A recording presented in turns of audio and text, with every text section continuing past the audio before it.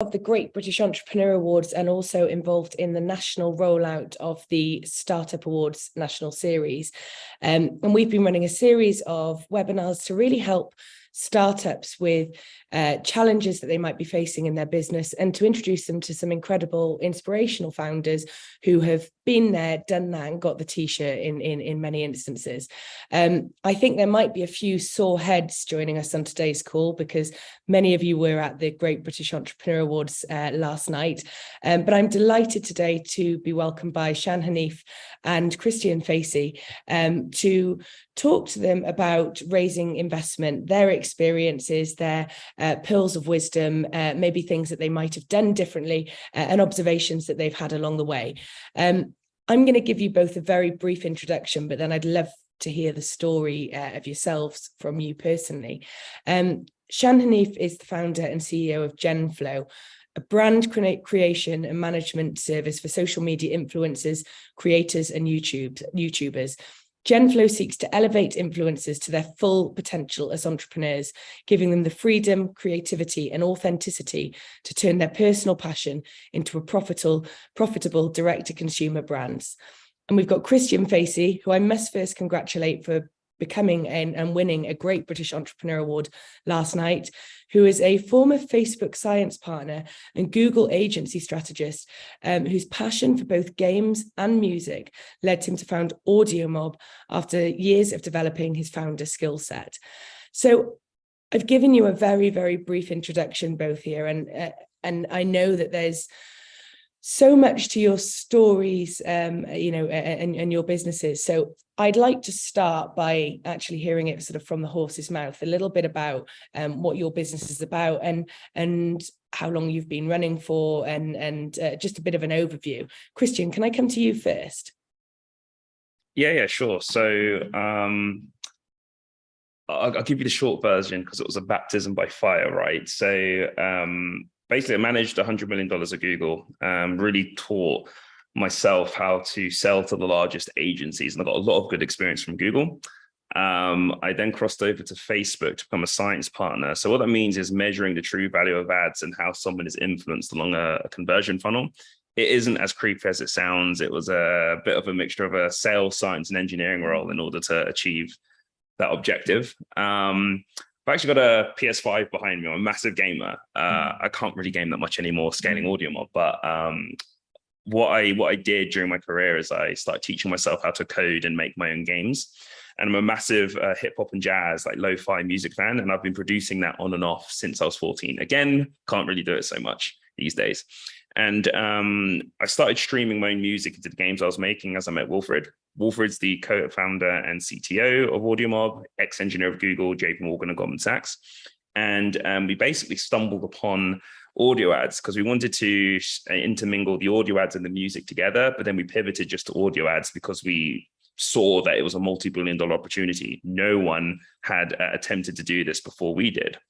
So yeah, and then that's what we do. We stream non-intrusive audio ads into games so that a player can, for instance, race a car and listen to an audio ad to get a power up rather than being blocked by watching a video. And we've raised $16 million to date. Wow. And you're still what would be considered a startup. So you're still in your, first few years of running a business. That's quite impressive. Yeah, so we're in our first few years. So we launched in January 2020. Obviously, the world went to pot and we had to rescale.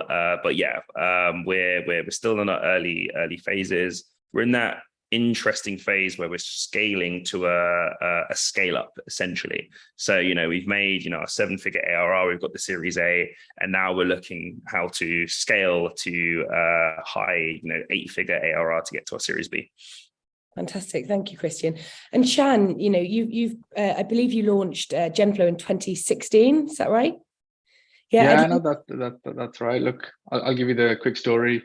So yeah, nice to meet everyone first. So I guess my background is I've kind of been an entrepreneur since I was very young, doing eBay shops and Amazon power seller and all of that growing up. So where I guess in 2014, kind of saw this opportunity around influencers, what we now call creators. And I kind of just understood that because of my background in e-commerce, that if you have an audience, essentially you'll be able to sell something. And the idea of, as we see now, it's so hard for any brand to get customers through paying for ads, or you're paying an influencer to promote. If you have distribution, it is the greatest thing anyone could ever have in terms of an audience. And so yeah, back in 2014, kind of realized that, sat at home for 2 years, figuring it out. 2016, we launched. And ever since then, have now essentially become one of the places for creators to come to monetize their audiences. So we help a creator understand their audience first through data, and then go ahead and monetize that through either selling digital content, setting up your own brand, or then working with other brands. And that's what we do. And on the business, we've sold $100 million to date, worked with KSI, Logan Paul, and some of the biggest creators in the world now. So I guess at this point in time, we are leading the charge to when it comes that, creators should own their own audience. They should do their own thing. You should run their own businesses. And our platform, which is a tech platform, basically helps them do that behind the scenes. And yeah, I think I raised 11 million in 2020, did a couple of rounds before that as well through like angel investment as well. And now we're in a position where we are actually in the middle of a raise, and we're looking to scale more into the US, and want to keep building this thing. We believe we can get to $1 billion in the next 5 years, and that's the focus here.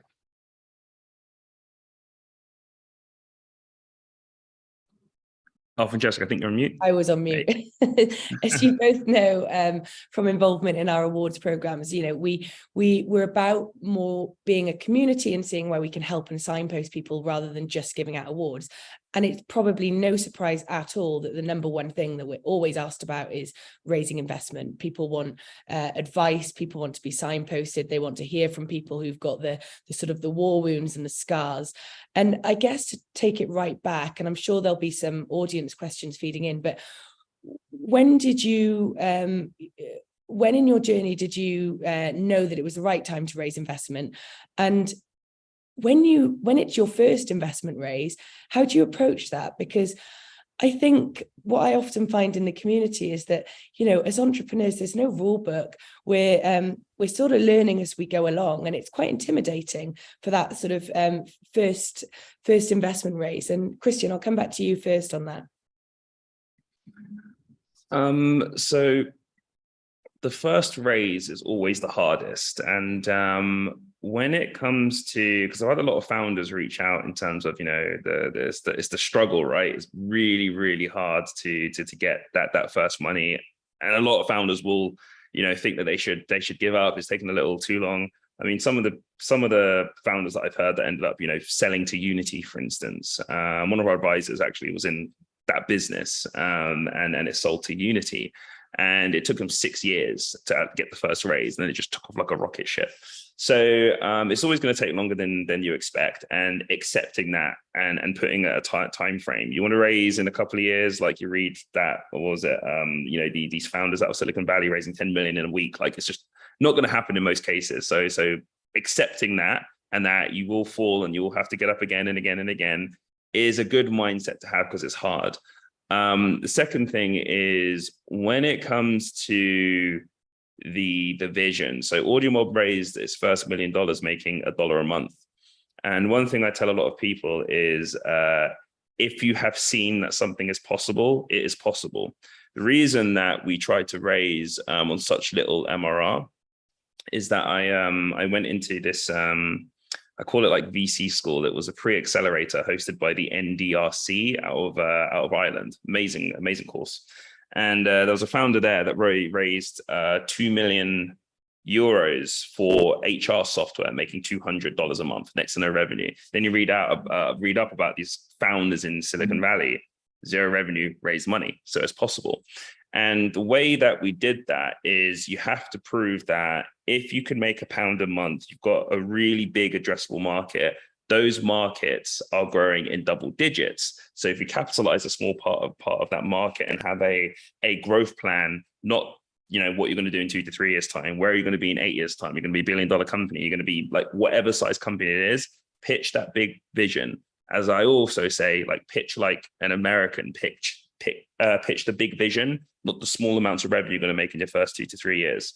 The other thing as well is, I mean, in the press, right? You see, I've started an ad net with Wilfred, with Google and Facebook, etc. Like it's quite a strong story. But however, just coming out of Facebook, you have to try and prove that you are the in the top 5% of users based on or founders based on your specific skill set, that you can actually build the product and that you're able to improve yourself as the company grows as well. So it wasn't so much about the Google and Facebook piece. I mean, that might get you in the door, but it's the most important part is, do you have a plan? And can you prove to the investors that you can improve yourself along that pathway so that you can actually build the product? And that's all to do with like the way that you pitch yourself, the way that you carry yourself, and the way that you tell the story, which is probably the most important part. So, we raised very quickly after I left Facebook and Wilfred left Google. But in terms of the amount of reading, courses, advice that we had to take to get ourselves in pitch ready mode, I guess you could say, it took a lot longer. And what about yourself, Shan? Have your experiences been similar, or?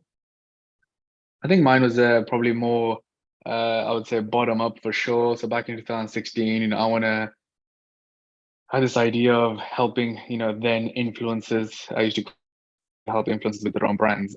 So mine was very bottom up, meaning I didn't know anybody. So it was like, I didn't have the network that people say, or, I didn't have the background, or, if you are Google or Facebook, whatever, it is a lot easier because people expect you to be a certain caliber, especially, I guess, in the tech space. It gives you a lot of brownie points. I guess someone like myself who didn't have that. So I kind of did I went and pitched at all like the pitching events that I could find, essentially. Most of them were like useless, but I guess at that moment, naive to be like, it's going to be like, Dragon's Den style, that you're going to go and someone's going to give you the money. I actually pitched at one event. The guy was like, I'll invest 200,000. It was my best day ever. He never responded to any emails from that day. So I think they do that at these events. So anyone trying to raise, I would say be careful in what you're going for. I was like paying to pitch and all that stuff. I was one of those guys basically like, because you're trying to have no way. My first ever actual check was 50,000. And it was because on a website, there was a startup investment website. I posted an ad for like, this is my business and I'm looking to raise, and hoping no one's ever going to respond. One guy did, thought it was a scam till I actually looked into him, and he like had his own business. He was based in Liverpool Street. He wanted to make some angel investments. So I ended up meeting him for coffee, and we got on, and he really understood the business. And he decided to invest 50,000, and we kind of just the deal just between me and him. That kind of was like the first like thing. From there, I managed to then go ahead and raise, I think it was 250 from like a private group of like angel investors, which I had just met and went through the process. But yeah, I think going back to the same thing that Christian was saying is that it is about like, even then I was trying to paint this picture of what the world's going to be and why can we go and do this and why that's going to work and why are we the guys to do it. And at that time I had shown that essentially we can acquire users really fast through Facebook ads and why we're so good at it. And this is going to be a way for us to scale fast. Again, just kind of showing how would you get your users in whatever way that is, and then showing that it could be so big, especially in the early days. I think that's how I did it at that time. I guess now things may be a bit different because of how the world is, but I guess that's how I first raised when I did. And we've got a question that's come in that says, obviously investors bring money to the table, but when you're looking for investment, how important is it that you're aligning on other paths as well? And is there anything particular above and beyond money that you look for when raising investment? And Shan, can I come to you first this time? Yeah, I guess, look, obviously a lot of people will say it's about the value that the investor brings and all that stuff. And honestly, my personal opinion is it's actually about if you can get on with that person as just a friend. That's probably the biggest thing for me. So I'll give an example. So in our last round, we had 3 offers and I asked them all for a call each. And I asked them the same. I was like, what would it be like, to work for you? 2 of them gave me the full what it's like. And the third one goes to me, you wouldn't be working for me though. So, like you're going to run your business and I'm just going to sit, obviously going to report in terms of the financials and what's going on. We're going to discuss things. You're not working for me. This is your business. And that's why I chose them, and they offered me the least money. So I think for me personally, it's that, because whoever you get in with, it's like you're getting married to them. So you need to know, are they the right person? What do they like? What don't they like? So I think for me, that will be the number one thing. Once you get to understanding of you're going to get the money and you're going to be able to run your business. And that's the thing that I personally look for. Because when stuff goes sideways, and if you don't hit your numbers, or if you need to remove some people, like anything difficult, you need like a friend that you can reach out to in a second, and they'll pick up your phone and everything else and all of that stuff. And I think what's really important, especially in the early phases of a business, you need a genuine partner from that perspective. I know I used to think they can open doors for me and all that stuff. And I think in reality it's down to you as a founder to actually hustle and run your own business. No one can do that for you. And generally investors are like someone who had a business a while ago and they're no longer in the game, or they're like more like analysts who are well educated but never ran a business. So they can't actually really help you that much. They can make some introductions, but ultimately it's about figuring out like, can you actually get on with them? That's what I would say I would be looking for of everything else. Thank you. Christian, what's your experience there? So, okay, it's unmuted now. So it's very similar to Shan. Like, one of the really key things is what I call the culture of the board. And this is something that I tell my employees as well, because you can read up on all these horror stories about VCs where, they coax you into a relationship with them, and then the claws come out afterwards, right? So the culture of the board is something that's really, really important. When you get to a term sheet stage, getting a term sheet for VC is like finding a diamond in the rough, because finding investable deals is very, very difficult. So ask to talk to the VCs, to talk to founders that they've invested in, founders that they perhaps considered, but the founders didn't invest in them. Like, try and talk to as many people as possible, just to find out if you get on with the VC, if the VC is as credible as the perception of the brand that you read online. So it's really, really important. And the VCs that we have on our board are absolutely amazing. Supernode Global was our first investor. They're a media tech investor out of London. And as soon as the pandemic hit, they chucked in an extra ticket, because they knew that in times of difficulty, you need extra investment and you're going to need to extend your runway. And then it helps the further rounds. So that's a really important part. From a strategic standpoint as well, depending on the stage that you're at. So I would say before your Series A, having a strategic investor is very, very important as well. So for us, for instance, it was any investors that were very aligned within the gaming space. And what we found is that Makers Fund, so they are our Series A investor. They are literally one of the world's best gaming investors. Once we got a term sheet from Makers Fund, and it was our second term sheet. The first was from a family office, very general money, which we used just to, not as leverage, but almost it was like, look, we don't actually need the money because we've got the money. However, we want your money at a slightly lower valuation in order to progress the business. And once the term sheet came in from Makers Fund, we actually got an extra $20 million in offers, because every VC and angel fund that we approached was like, you got a term sheet from Makers Fund, here's another term sheet, or here's another offer. So that branding piece is somewhat important, but the culture of the board is the only thing that is more important than that, I think. Thank you so much. I've had a question come in here saying, how do you find investors? How do you know who to reach out to, and then how do you reach out to them? I guess with technology, it's easier than it's ever been, but at the same time, potential investors are probably bombarded from every single angle. So it's not just about how you make contact. I think it's how you stand out. What would you say there, Shan? I think, so I guess we have asked that question. I actually have a podcast called Life of an Entrepreneur. I have a full episode on just this point of like how to find. So I would say go and check that out, because I go into the detail. But yeah, look, again, you just have to know your industry firstly. So what I would do is back to front. So whatever industry you're in, go and look at who the main companies are and who've invested in them, to start making a map. Make a map of investors that actually invest in your space. So the number one mistake the entrepreneurs make is they'll be messaging Sequoia thinking they're going to invest in their thing, right? Like, it's not going to happen. Like, you need to find out who actually invests in your space. It's about the homework, basically. So you got to figure out who invests. Then the next thing is at what stage do they invest? That's the most entrepreneurs get wrong. They don't understand what is seed, Series A, Series B, Series C, and what numbers are people looking for? So you got to remember what is an investment fund, right? They go to some family office or some rich families or sovereign funds, like et cetera, and they raise some money. And when they raise that money, they do it under some terms, meaning they're going to invest 5 to 15 million per check, and they're going to do it in software businesses that have a minimum X amount of monthly revenue. So it's full on like dating essentially. They have criteria that they are looking for, and do you fit that criteria? But for you to even figure out who my investors are and to figure out who they are, break down what they actually invest into, and you can find that information on the websites, online, other places, and you'll start making a little map to yourself to be like, who are the even potential ones? Let's just say if it was the UK.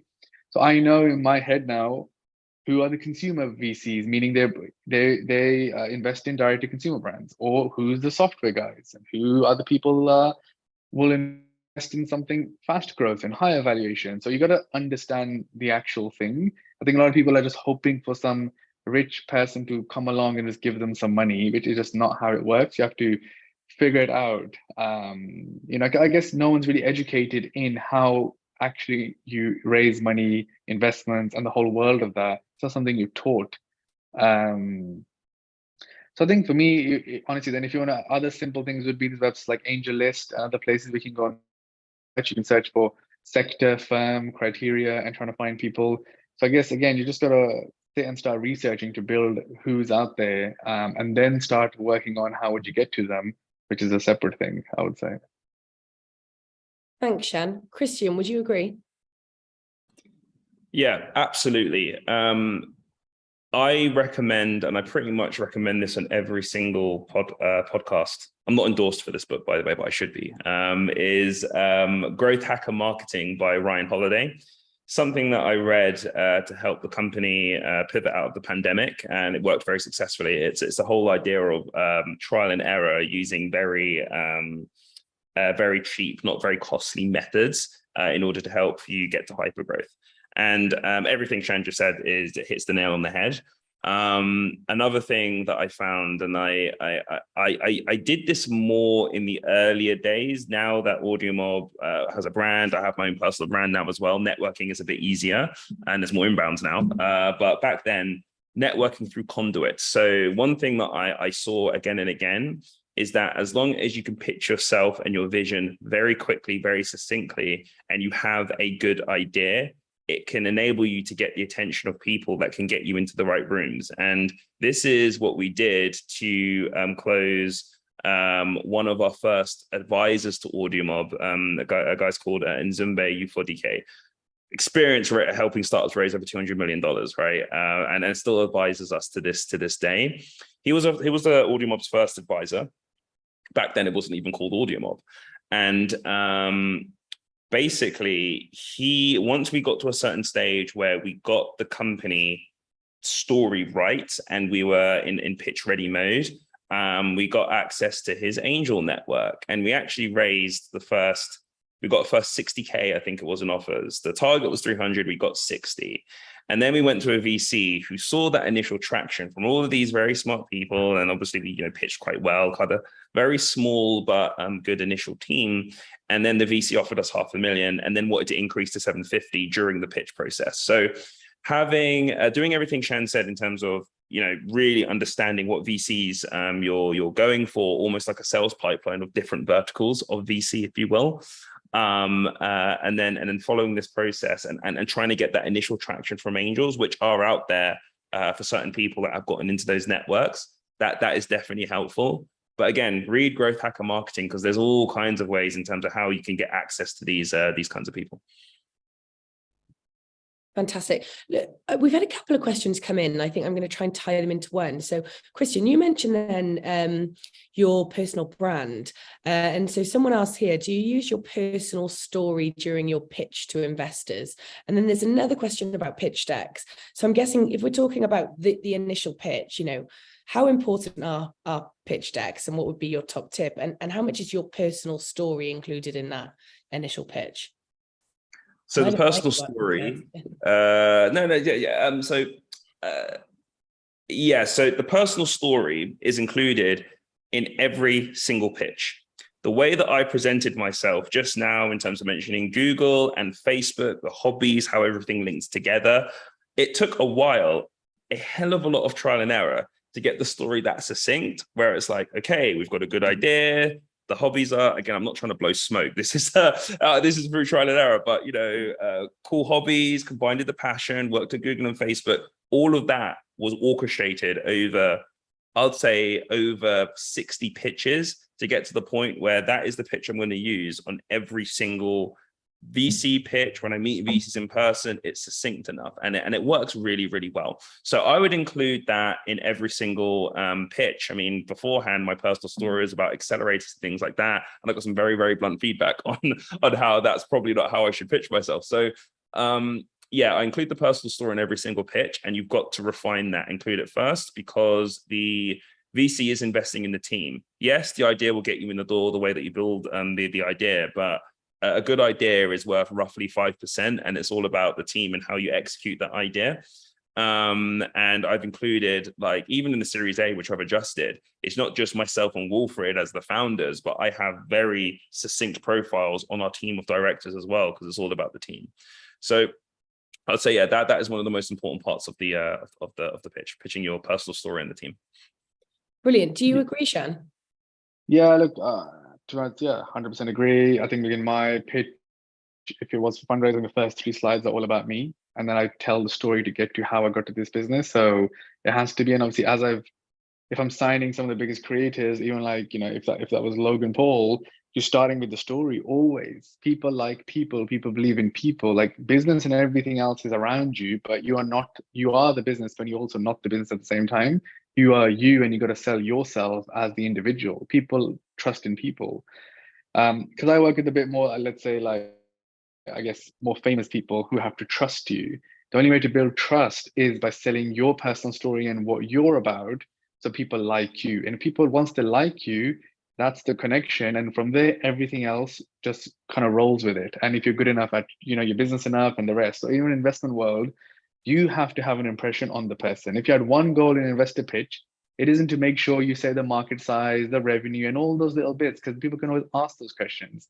They have to leave thinking, wow, this person really is someone that I want to get to know more. That's it, right? So personal story is everything, and how you got to your business, the idea and why it works and how you think, you've got to be able to understand. It's like politics or anything, right? Like, people are voting for the person, never the policy, never what they're actually going to do.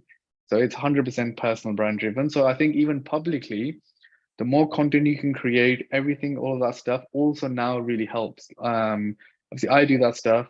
So I find it amazing that people have already watched the YouTube videos to know about the business. So when I'm about to pitch, they're like, oh, we find it super. They're asking questions about some content I made. So you have a chance to control your own narrative if you put your personal story out there. For any founder that's trying to raise now and you've never done it, I would be creating content at the same time about your business, the journey of fundraising and the rest. Because again, you'll stand out versus the other guy who just hasn't bothered to do that, and almost is faceless when it comes to public profile.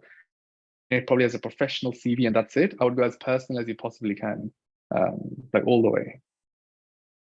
Fantastic, thank you.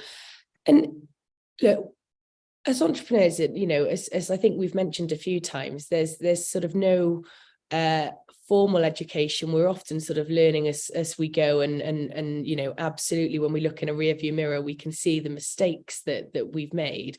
Are there any cautionary tales or words of wisdom, or even something that you look back now and you think, I can't believe I ever did that or thought that? There's those embarrassing moments as well, isn't there, where there's gaps in your knowledge looking back. Is there any sort of words of wisdom or stories that you've got for the early stage businesses on this call of your investment journeys? I think I can go first. I think I'll say something, maybe your experience is different, Chris, that I found when I was started, I almost like drank the Kool-Aid, meaning that, I'm believing in, if I get the press, then if I'm looking at vanity metrics more, and basically I cared about everything else more, because that's kind of like how I thought is important versus just money, basically. And what I think my only thing would be, if I could go back, I would try to make more revenue over everything else and more cash, more profitability than anything else. Again, Silicon Valley has distorted the industry, thinking it's okay to make crazy losses and it's all good. We're seeing what's happening now with the big 10 companies laying off everybody because they're trying to balance their books. So my thing would be, if you can actually make money and you have a real good business, raising money is just always going to be so easy, because who wouldn't want to invest in something that actually works? And once it actually works and you can actually make money, so for me, that was showing creators are profitable. I mean, they are profitable and they're also profitable for Genflow. That meant my business was profitable. It meant we were very investable when I actually show you underneath the hood and I show you the business. You were like, oh shit, this thing actually works. So I think in hindsight, I wish I was a bit more, I guess, focused on the money over other things. And you get sucked into everything. You know, obviously you want to look after your people in your organization. You know, we have clients, so I've got to look after them and do right by them. Like everything else becomes very important, but it's very easy to lose track of. You need to actually still be trying to generate as much income as possible and cash profit as much as possible as well. So I think that'll be my only, I would say, if I was to start a new business today, I would be more hyper focused on that. And opportunity comes only at certain times. I'll give you another example. So when COVID came, all our creators have started selling shitloads, which meant lots of work. And we were just insanely busy and the business grew. But we kind of missed an opportunity that online education was growing so much. I wish we kind of started selling how to be a creator and other stuff in that time frame. And at the same time, Teachable, who was a competitor of ours, they scaled from 400 million to 1 billion GMV, and the guy sold it for 400 million because he went after the bigger prize while I got stuck. It's weird when your business is doing well, you get so busy that you almost can miss out on other things that are happening around you. It kind of comes back to the same thing, like focus on the best opportunity in front of you instead of just work. And when you start a business, you know, it feels amazing to get really busy. Also mean you start doing lots of things that are actually not going to drive you forward. So I think kind of relate, that's probably my only like regretful thing to say, like looking back now, is just focus on what makes the most money is probably the best thing for the business. I think that's great advice. What about yourself, Christian? Some similarities there. I mean, I like to think that, I mean, you know, we don't use a PR agency and we have a very precise playbook of how we get press and it's working very well. But yeah, in the start, I was, you know, going to accelerators and startup competitions and I was thinking, yeah, this is going to get me close to funding.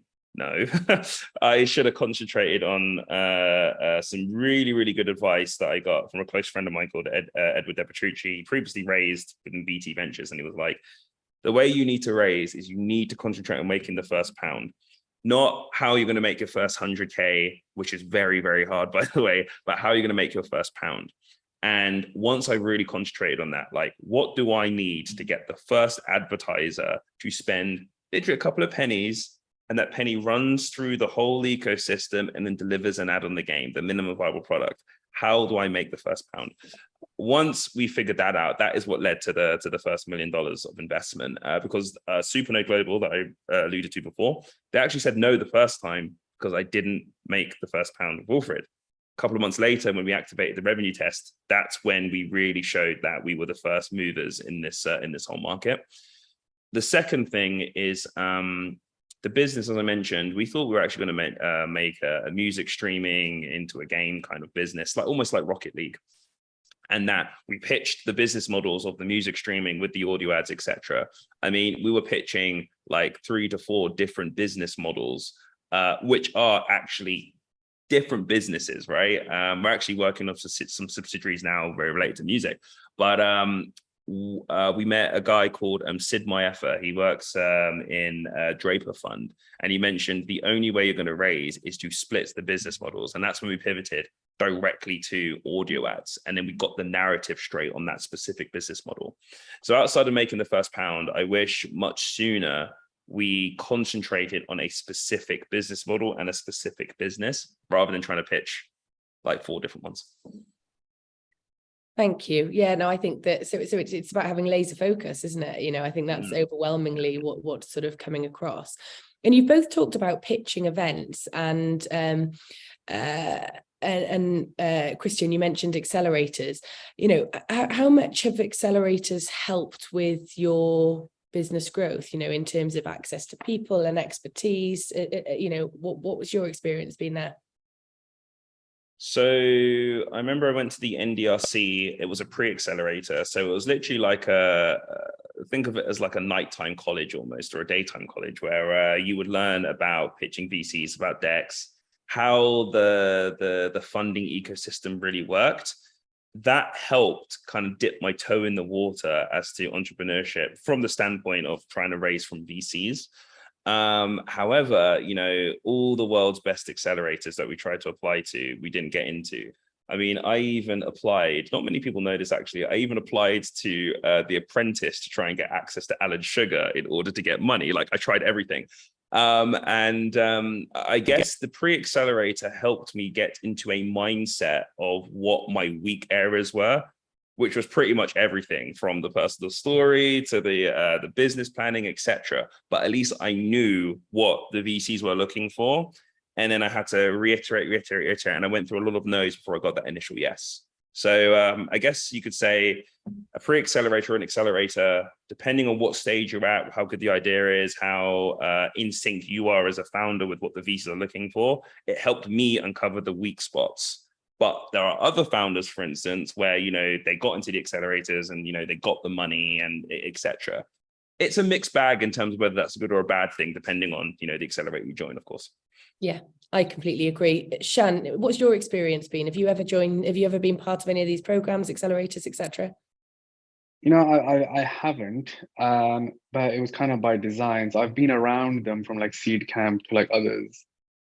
In my experience, I think you as a founder really know your industry and space. And for me, because it was like the creator space, I'm like, I found it hard to go and speak about something which is so new to like people that have no idea about it and then get their view on it. And their view is skewed to their experience or whatever they had built or done in their industry. That, for example, I was hit by, what, a girl, an influencer can sell? Never. You know, and I had a lot of VCs here in the UK, like almost laugh me out the office saying that, you know, no one can sell on Instagram. This is not real, you know, this is, and so I think in my early days it was different, but I think I would take it with a pinch of salt. Most of these people will take 5 to 7% of your business for like very less money and giving you some sort of coaching. My personal opinion would be you can learn that stuff yourself in the actual skill, and there'll be plenty of other entrepreneurs that can give you that same advice for free and you don't have to sell your business to them. That's probably the reality of it. But it's because they've had some standout successes with like Dropbox from Y Combinator and stuff like that people obviously think there's that holy grail, but the chance of that happening is still very, very low. In my opinion, I don't think it's worth it for the money and the percentage. I think it depends on the person and how good you are at learning yourself and meeting people and absorbing from them and applying that versus going into a more of a, I guess I was never good at almost university, college, etc. I've never liked like structured education and then apply. So I'm a bit different. I've always liked learning. I learn all over the place in my own zone at 2 a.m. and then apply that. So I think it depends. I would say too, in these days, because everything how you can find online, that I don't think there's anything someone can really teach. You should rather Google margin analysis if you want to learn about margins or how to build a financial model rather than going and sitting in one of these things and someone then telling you in some capacity. I just think self-way would be better. That's just my opinion on it. Thank you. Jacob asks, what do you guys think of crowdfunding to get that first investment in order to get to the next level of funding? Do you guys have any thoughts there? So I actually did a crowdfund similar to what you were saying, Christian. I used Seeders and we had 150,000 funded and it's overfunding. And I used that to then raise the 250,000 from angel investors outside of the platform. And then I gave the money back on the platform because, so yeah, I think it really depends on the type of your business and do you want your information, everything to be public in that way? So I think it's a tough one. It depends on, I think it would only work for a consumer-centric business. I can see here someone in the comment is like, I run a business for textiles. I don't think that'll work in crowdfunding, right? So it'd have to be something which is, you know, if you're creating a new, I don't know, a sustainable plastic bottle and people are like, wow, I love this mission and I want to be part of it. That would be my opinion on crowdfunding. It has to be the right product for the right thing. And on the other side, the only other downside would it be you can potentially have lots of people that would now think they are your genuine investors and would, wanting your time or wanting to message you or think they have some sort of say on the business, because you want to limit how many people actually, speak to you about what you're actually doing so you can stay focused. I think I've seen people raise and they got stuck in because some guy gave him £12,000 and now he thinks he knows what the next chapter should be or what the next strategic move is. So yeah, I think it's okay for like a small consumer-based business. I don't that's just my view on it, but yeah, look, it's still a great way to raise money, and I think if you have no other options, I think that is the option to go for. Thank you. Look, quite a broad question. It's coming anonymously, but what helped you guys to grow and scale your team during those initial stages as you close funding rounds, grew the business? Are there any top tips that you've got in building out your team? And obviously over the last couple of years, a lot of that has probably been done remotely as well. Christian, can I come to you on that one? So this is more advice based on things that I should have done because, and again, I don't recommend this, but 2020 wiped out our revenue. So in 2021, all I cared about was revenue. It was like, hire some salespeople, revenue. Forget process, revenue. And it worked very well. However, the teething phase of raising $14 million and then deploying it, I mean, I processed over $1 million worth of invoices because I was also the financial controller.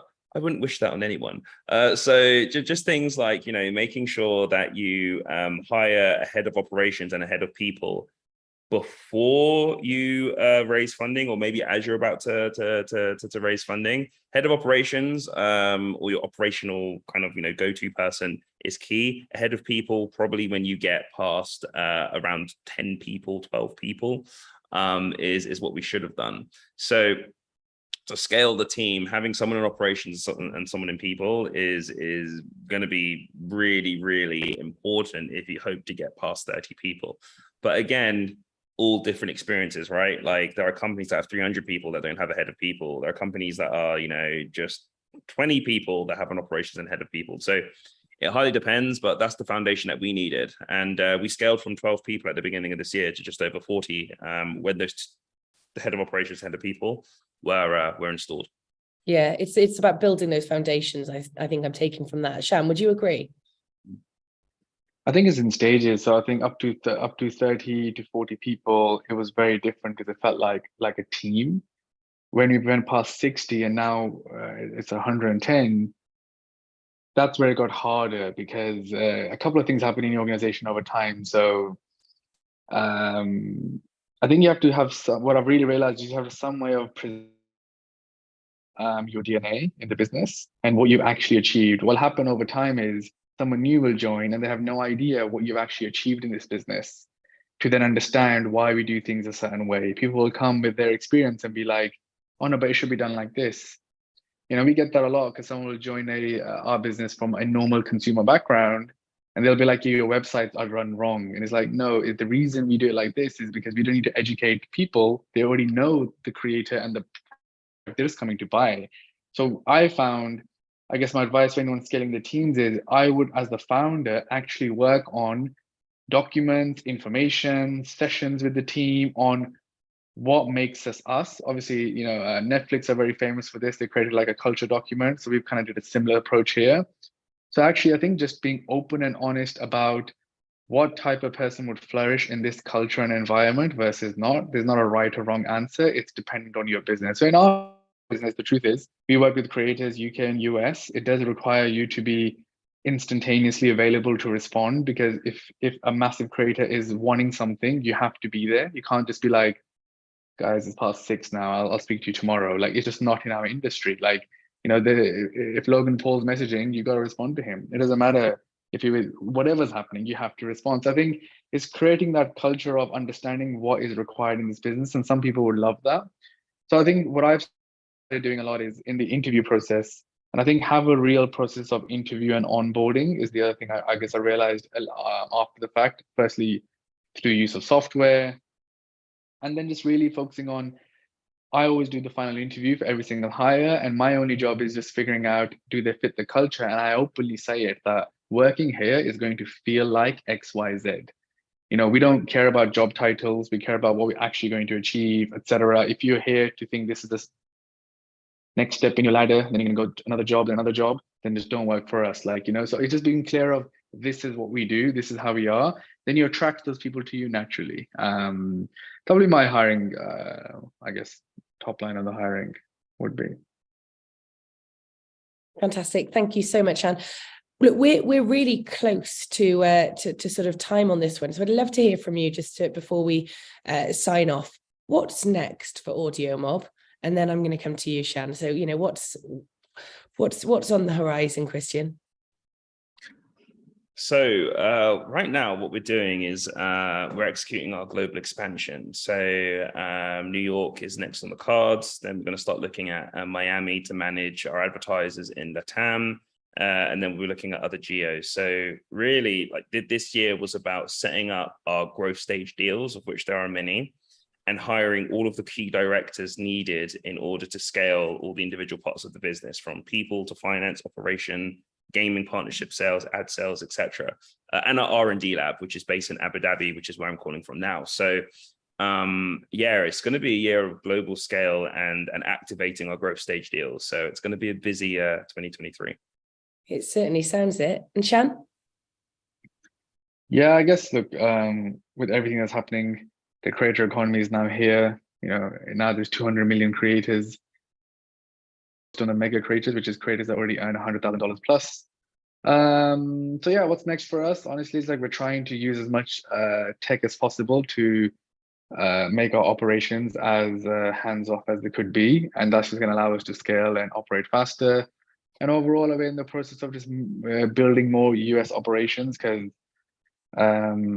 California alone has 3.2 million creators. So it's the place to be. And I'm looking to move there myself in the coming months. Yeah, waiting for my visa to go through for that to happen. And yes, I guess that's the future. We just want to grow into the largest market that's available right in front of us. And I'm currently working on a raise to facilitate that.